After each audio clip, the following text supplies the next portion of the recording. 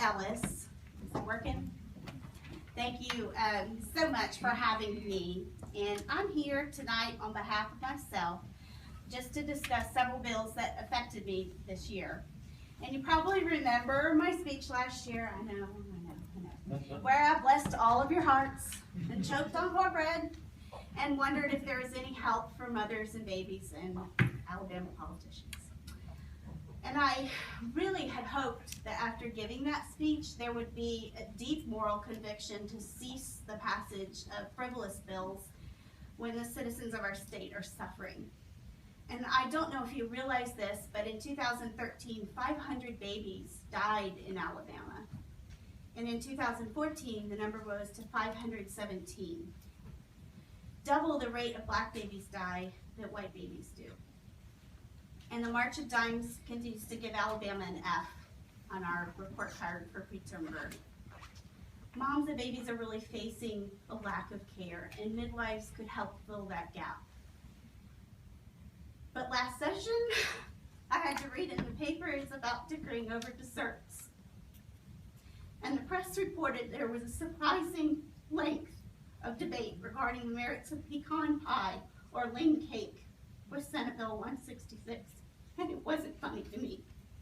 It felt like a slap in the face. Y'all, this year though, the bill that just, was, I just have to say the shrimp bill stunk. And I felt like if last year I choked on cornbread, I just felt strangled by shrimp. Because really, do we need an official state crustacean when we can't balance our budget and we can't solve the real needs of our citizens?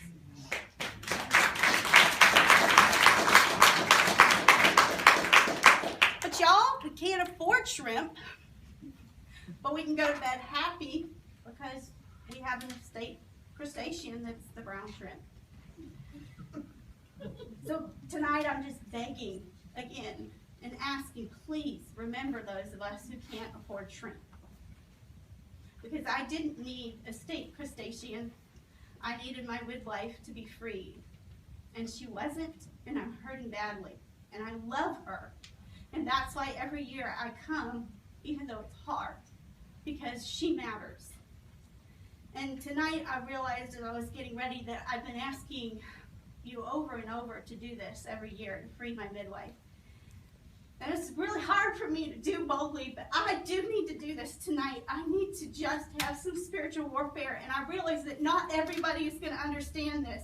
But I want to publicly call on the name of Jesus because his name is above every name.